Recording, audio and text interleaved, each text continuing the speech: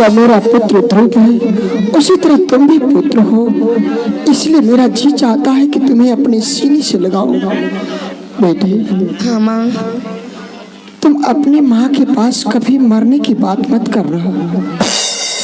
तुम जब मरने की बात करते हो तो मेरी आत्मा फट जाती है। तुम एक राजपुत्र हो, उस राजा के कुल के दीपक हो।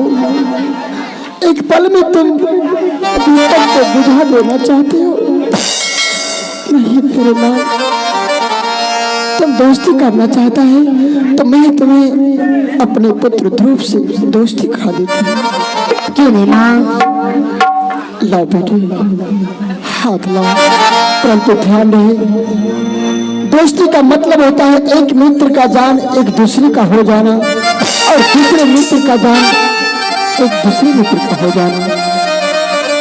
अगर चोट तुम्हें लगे तो दर्द तुम्हें होना चाहिए। अगर उत्तम को चोट लगे तो चोट ध्रुव को होना चाहिए।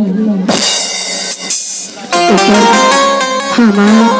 बेटे, तुम दोनों की दोस्ती लगाती हो। लाओ, हाथ लाओ। हे नगर निवासियों, हे इस जंगल के पशु पक्षियों, अगर देख रहे हैं, सुन भी रहे हैं तो आज उत्तम और ध्रुव की दोस्ती हो। ये अभागा मां लगा रही है। आप लोग साक्षी रहेंगे और इनकी दोस्ती सदा बनी रही। और मैं नगर बस्ती से भाई बंधु से निवेदन करूंगी, जैसे ही ध्रुव और उत्तम की दोस्ती एक दूसरे से हाथ में हाथ बंधे जाएंगे, आप लोग जोरदार तालियों से अवश्य स्वागत करेंगे। उनकी दोनों पुत्रों का दोस्ती सदा बनी रहे। लाओ।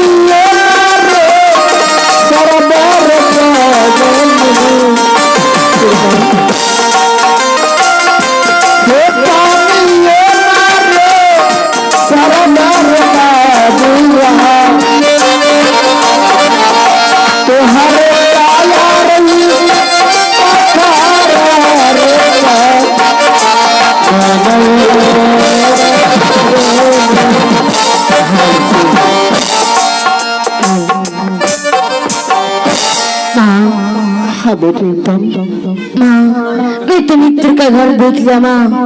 माँ, मेरा मन करता है माँ, मैं अपने मित्र को अब मैं अपना माल दिखाने के लिए जाऊँ माँ। नहीं बेटी, नहीं, अपना राजमहल अपने मित्र को नहीं ले जाओ। क्यों माँ? क्योंकि तुम एक राजकुमार हो। कहा गरीब शरीर में धूल मिट्टी पागल की तरह है। अगर तुम इसे अपना साथ राजभवन ले जाओगे, तुम्हारे समाज, तुम्हारे प्रजा के लोग क्या कहेंगे? देखो, उत्तम कुमार पागल हो चुके हैं, जो एक पागल को लेकर राजभवन की ओर बढ़ते जा रहे हैं। तुम चाहो अपने मित्र को अपना राजभवन नहीं ले जाओ। अगर इनसे मिलना जुलना है तो तुम यहीं आकर अपने मित्र से भेंट मुलाकात कर सकते हो। माँ, जाने दो माँ, मैं अपने पिताजी से और मैं अपनी माँ से और मैं अपनी माल दिखा के मैं अपने मित्र को मैं जल्द से भेज दूंगा माँ। तुम अपने माता पिता से मिलाना चाहती हो? हाँ माँ। बेटा ध्रुव, हाँ माँ। तुम्हारे मित्र राजभवन में जाना चाहता है, क्या तुम जाओगे बेटे? अरे माँ तुम्हारी मर्जी माँ, तुम जाने के लिए दोगे तो मैं क्यों नहीं जाऊंगा माँ। बेटे अगर मित्र कह रहा है तो जाओ, ये मेरी आज्ञा है। घर बेटा आज्ञा का पालन करना। बेटे मेरी आत्मा तो नहीं तुझे दूर जाने के लिए बतलाती, क्या करोगे? ये बेबस माँ तुम्हें आज्ञा दे रही है, अपने मित्र के साथ जाओ।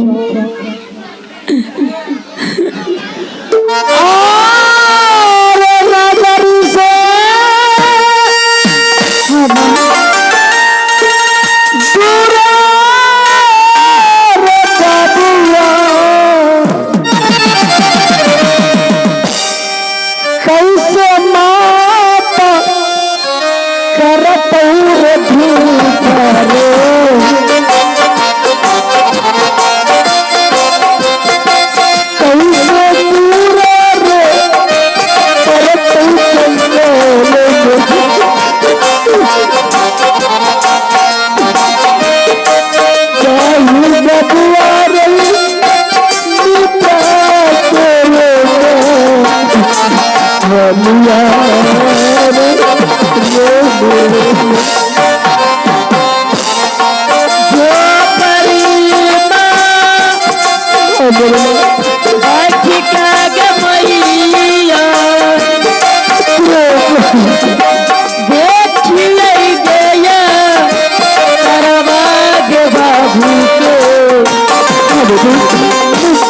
इंतजार करूंगी।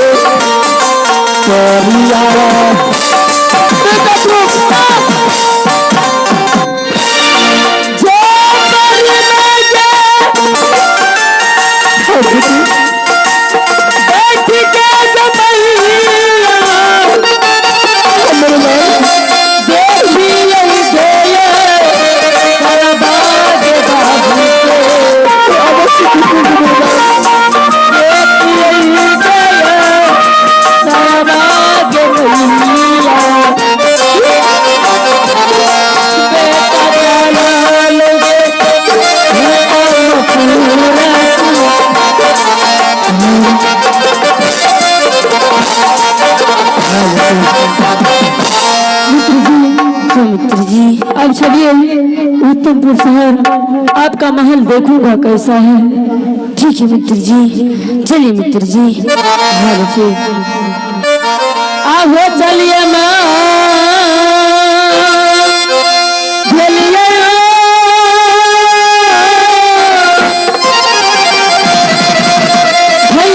जी हो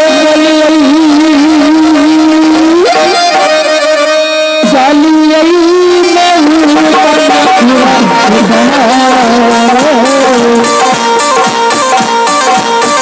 भैया जी हो चलिए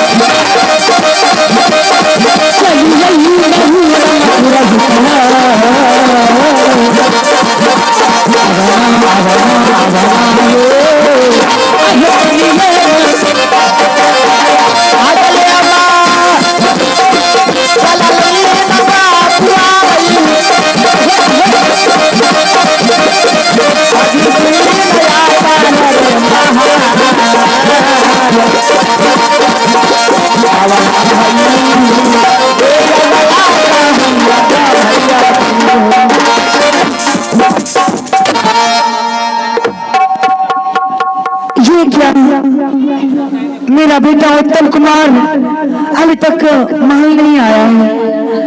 वो क्यों नहीं आया है? बहुत देर हो चुका है, वो नहीं आया है। वो बोला था जल्द वापस चला आऊंगा, लेकिन अभी तक नहीं आया है। और ये बात मैं अपने स्वामी से भी नहीं बताई हूँ कि उत्तम गया है जंगल शिकार करने के लिए। अगर मेरे स्वामी आके मुझसे पूछेंगे तो मैं उन्हें क्या जवाब दूंगी? हेलो महारानी, ये मैं क्या देख रहा हूँ? वो सबरी से दरबार में इंतजार कर रही हो। किसकी इंतजार कर रही हो? अपने बेटे उत्तम कुमार का इंतजार कर रही है। उत्तम कुमार का? हाँ। लेकिन उत्तम कुमार गया कहाँ है? वो गए हैं जंगल शिकार करने के लिए। जंगल? वो भी शिकार करने के लिए? हाँ। लेकिन महारानी, उत्तम को जाने किसने दिया जंगल? मैंने। बताओ रे पागल हो रहा थे तुम, उसे क्यों जाने दिया जंगल? तुम्हें मालूम नहीं जंगल में कितने बड़े बड़े जानवर रहते हैं? अगर उत्तम को कुछ हो जाएगा जंगल में तो बताओ उसका जवाब कौन देगा? स्वामी जी ऐसा मत कहिए, भगवान के लिए ऐसा मत कहिए। मेरा दिल कहता है कि उत्तम को जंगल में कुछ नहीं होगा, वो वापस महल जरूर आएगा। अच्छा, तुम्हें यकीन है और विश्वास भी है? हाँ स्वामी जी। महारानी, अगर तुम्हें यकीन है कि आज उत्तम कुमार लौट करके अवश्य आएगा अपना महल, अभी सुबह का टाइम है, तो फिर तुम यहाँ पर खड़ी खड़ी क्या कर रही हो? जाओ मेरे लिए महल में गरम गरम चाय बनाओ, मैं उत्तम का इंतजार करता हूँ दरबार में बैठ करके। ठीक है स्वामी जी, मैं चलती हूँ महल आपके लिए चाय बनाने के लिए, लेकिन जाने से पहले आपसे एक बात कर देना चाहती हूँ। क्या कहने के लिए चाहते हो? स्वामी जी जिस तरह से